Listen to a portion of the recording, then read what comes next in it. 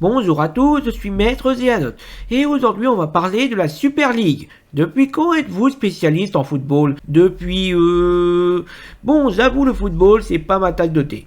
Mon truc à moi c'est les séries, animés et films, ainsi que les jeux vidéo. Le football je suis ça de très loin et principalement parce que mon père regarde les différentes compétitions. Mais quand ils ont commencé à parler partout de cette Super Ligue européenne de football, je m'y suis intéressé d'assez près pour ce qu'elle représente dans le football d'aujourd'hui.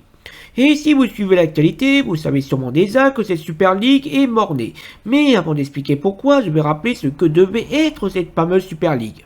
La Super League est ou était une compétition où une vingtaine de clubs européens de football devaient s'affronter d'abord dans deux phases de poule à 10 dans des matchs aller-retour, les 3 meilleurs de chaque poule étant qualifiés pour les quarts de finale, les 4 et 5e s'affrontant pour la 4e place disponible, les quarts de finale et demi-finale se disputant ensuite en match aller-retour, le vainqueur étant désigné à l'issue d'une finale sur terrain neutre. Les clubs fondateurs de la Super League recevant environ 3,5 milliards à se partager, financés par la JP Morgan Chase, successeur de celle qui a financé Titanic. Petite anecdote comme ça. Donc jusque là tout va bien.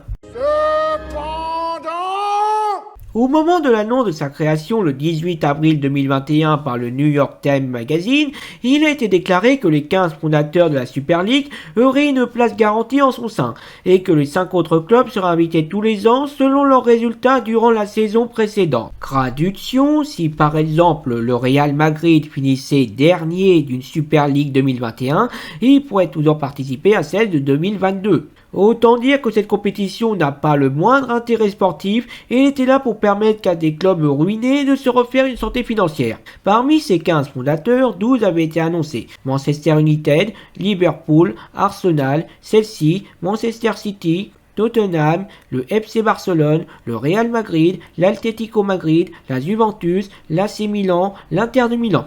Très vite rebaptisé les 12 salopards en l'honneur du film de 1967. Et dans les invités à rejoindre ses fondateurs, nous avions le Bayern de Munich, Borussia Dortmund et le Paris Saint-Germain, qui ont refusé l'offre. Le dernier cité bénéficiant pour ça des félicitations d'Emmanuel Macron. Dès sa création, la Super League a fait la quasi-unanimité contre elle. L'UEFA et la FIFA ont menacé de virer de la Ligue des Champions les clubs dissidents qui y ont participé, ainsi que les joueurs qui faisaient partie de ces clubs dissidents, de participer à l'Euro et au Mondial. L'équipe de France aurait eu une drôle de gueule. Les ligues nationales françaises et allemandes ont, elles, annoncé leur désapprobation totale. Celles d'Angleterre et d'Italie envisageaient d'expulser les clubs participants à la Super League de leurs championnats nationaux. Boris Johnson a également annoncé qu'il ferait tout pour empêcher la création de cette Super League. Les supporters, eux, étaient furieux, les joueurs également, la presse était en feu, Twitter a explosé. D'anciennes célébrités du football très désappointées, les entraîneurs sur le point de faire sécession,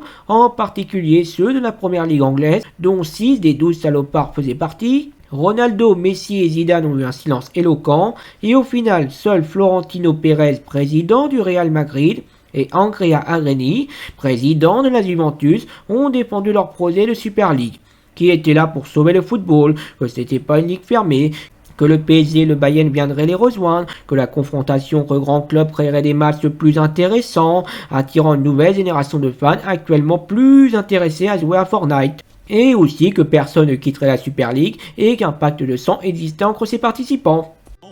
Non. Dans la soirée du 20 avril, Manchester City, sous la pression de plus en plus grande, a décidé de renoncer, suivi par l'ensemble des clubs anglais, des clubs italiens, ainsi que l'Atlético Madrid. Devant cette bérésina, les dirigeants ont d'abord annoncé la suspension de la Super League, avant que Andrea Agnelli ne doive annoncer la mort dans l'âme que le projet était mort-né.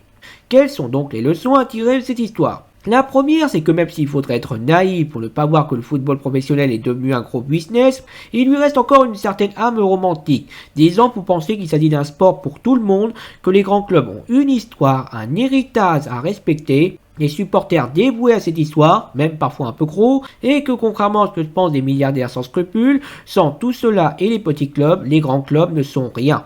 La deuxième, c'est que Pérez et Agnelli, les deux investigateurs du coup d'État, avec maintenant une cote de popularité inférieure au dernier président français, étaient totalement déconnectés de la physiologie du football européen. qu'ils n'ont apparemment consulté personne, que ce soit leur propre club, les supporters, les médias, le grand public et même les Américains asiatiques auxquels ces Super League semblaient s'agresser, avant d'essayer de sonder la Ligue des Champions d'une sorte de NBA. Sauf que la NBA obéit à une logique extrêmement américaine, privilégiant le spectacle au mérite, et que ce genre de concept marche mieux aux États-Unis parce que ces sports-là, comme le basket ou le football, sont plus appropriés pour faire des trucs comme ça. La troisième leçon est que Nasser Al-Khelaifi, président du Paris Saint-Germain, est le grand vainqueur de ce fiasco, passant de vilain petit canard à chevalier blanc du football populaire, et gagnant de l'influence au sein de l'UEFA ainsi que sa présidence. Même s'il ne faudrait pas tomber non plus dans la naïveté, Nasser et ses patrons du Qatar ont principalement défendu leur propre investissement dans la Ligue des Champions, qui va peut-être enfin porter ses fruits. Et ça permet aussi d'oublier à moindre frais les polémiques autour de la Coupe du Monde 2022.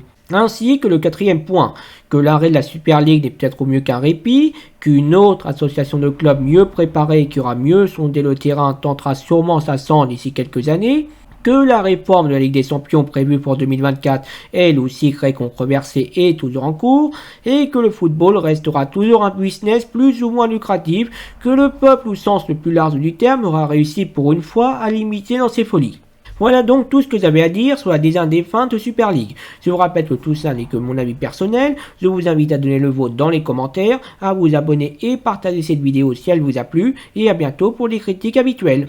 Nous sommes les 12 salopards, les méchants du football, des êtres sans foi les lois, nous ce qu'on veut c'est du pognon, rien à faire des supporters, devenir une industrie, et notre motivation, qu'importe les rêves des gens, ou les plaintes des politiques, on délocalise sur Pluton, nous sommes les 12 salopards, les méchants du football, des êtres sans foi ni loi.